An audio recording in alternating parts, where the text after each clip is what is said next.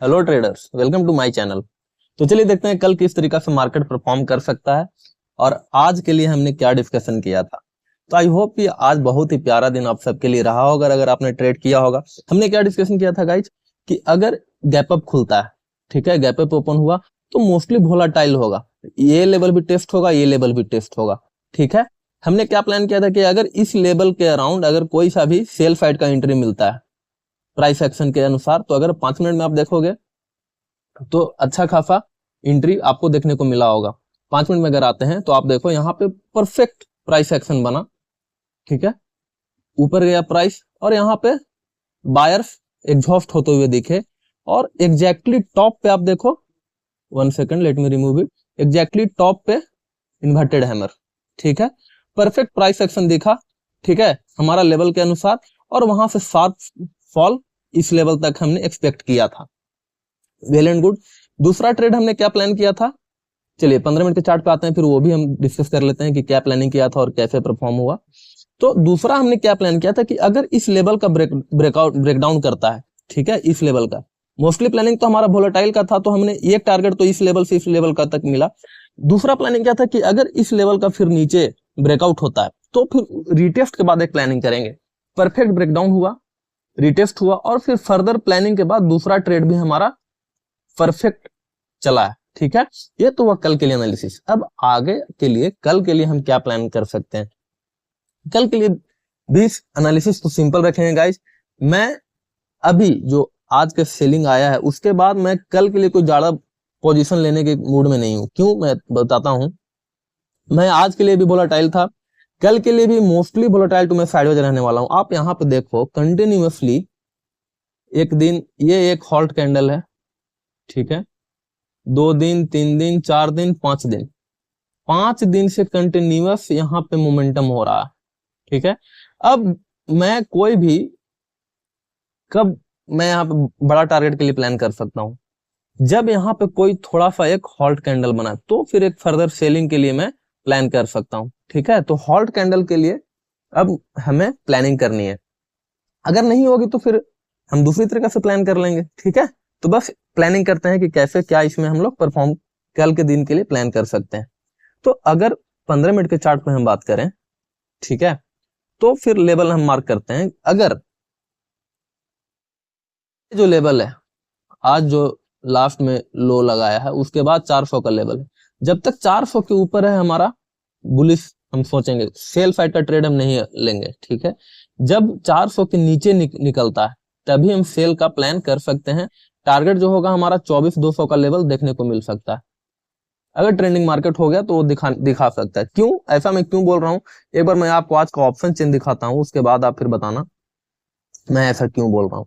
अगर option chain में आप देखोगे तो हमें क्या देखने को मिल रहा है कि 24,400 पे, 24,400 का जो लेवल है यहाँ पे अच्छा खासा यहाँ पे ओआई बैठा हुआ है, ठीक है। आप यहाँ पे देखोगे सबसे ज्यादा ओआई 24,400 और 24,500 के आसपास बैठा हुआ है, ठीक है। पुट ओआई मतलब यहाँ पे बायर्स प्रेजेंट हैं। Well and good. अब यहाँ पे आप इधर देखो 24,600 पे 33 लाख का ओआई है और 24,700 पे 29 लाख का ओआई, मतलब कि ये सब रेसिस्टेंस पैदा करेंगे, ठीक है। तो अभी जो एरिया में ट्रेड कर रहा है 472 पे क्लोजिंग दिया है, 400 से 500 के बीच में इसका स्ट्रॉन्ग सपोर्ट बना हुआ है, ठीक है। जब तक 400 के नीचे नहीं निकलता है तब तक हम कोई सेल साइड का ट्रेड इसमें इनिशिएट नहीं करेंगे। ये तो हो गया ऑप्शन चेन एनालिसिस। अब इसको हम प्राइस सेक्शन में देखते हैं कि प्राइस सेक्शन में कैसे कंफर्म हो रहा, ठीक है। अब अगर यहाँ पे आप देखोगे, मैं थोड़ा सा इसको आर्ली चार्ट में पीछे की ओर ले जाकर दिखाना चाहता हूँ, ये जो हमने लेवल मार्क किया है, ठीक है, थोड़ा और बैक चलते हैं।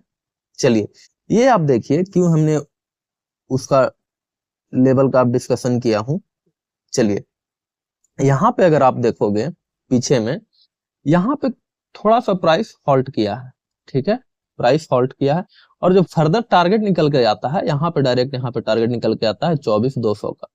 इसीलिए डायरेक्ट अगर ये टूटता है 24,400 का तो हम यहाँ पे बड़ा प्लानिंग करेंगे, वेट कर लेंगे, क्या दिक्कत है, 24,400 पे वेट कर लेंगे, थोड़ा सा कोई दिक्कत नहीं है, ठीक है। कि अगर आप सपोज करो कि 24,400 से 24,200 के लिए प्लान करो, मतलब 200 पॉइंट, ठीक है।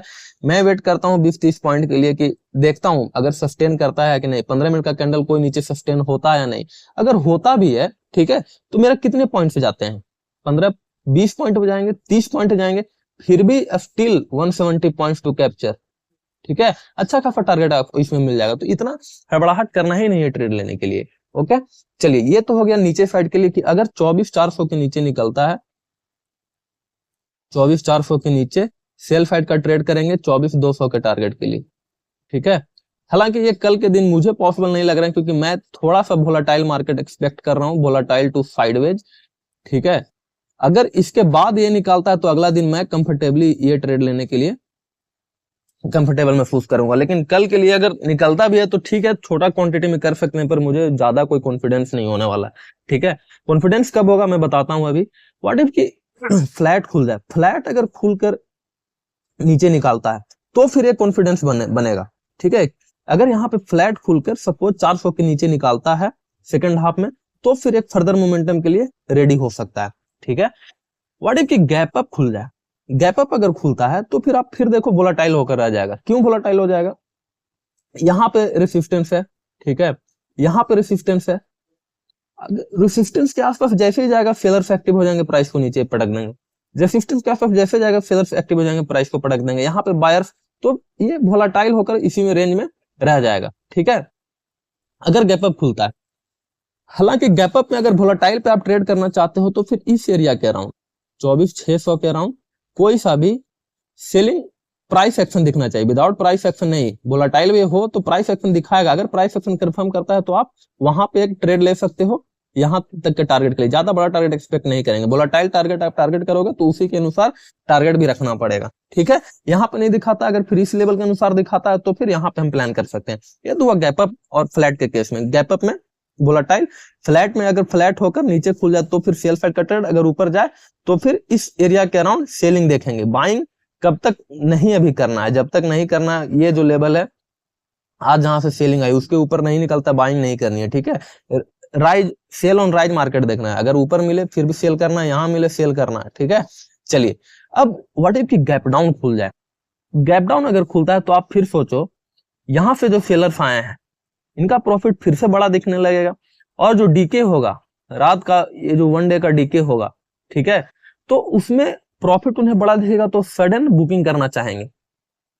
ठीक है, तो प्राइस ऊपर तक रिटेस्ट के लिए आएगा। रिटेस्ट करके अगर फिर से नीचे निकलता है तो फिर एक हम सेल साइड का ट्रेड वहां पे इनिशिएट करेंगे और टारगेट 24,200 और 24,100 का हम प्लान कर सकते हैं। ठीक है, व्हाट इफ कि गैप डाउन खुला और नीचे ही चला जाए, पहला 5 मिनट कैंडल वेट करके देखना है, उसके बाद ही ट्रेड करना है। अगर नीचे चला जाता है तो फिर नीचे के लिए हम प्लान कर सकते हैं। ठीक है, चलिए ये हुआ निफ्टी का एनालिसिस। कुछ लोग बैंक निफ्टी के लिए मांग कर रहे थे, पर मेरी एनालिसिस ये कहती है गाइज, मैं क्या सोच रहा हूँ कि ऐसे भी 20 नवंबर के बाद आप बैंक निफ्टी में ट्रेड नहीं कर पाओगे। ठीक है, तो आप अभी से ही क्यों नहीं प्रैक्टिस कर देते हो कि जो कि आप निफ्टी या फिर सेंसेक्स जो वीकली एक्सपायरी रहने वाला है उसी में आप ट्रेड करो और उसी में अपना स्ट्रेटजी को, सिस्टम को टेस्ट करते रहो। क्योंकि जब आप बैंक निफ्टी में होगा ही नहीं तो फिर एनालिसिस करने से क्या फायदा। ठीक है, तो उसी पे आप टेस्टिंग भी करो तो ज्यादा बेटर होने वाला है।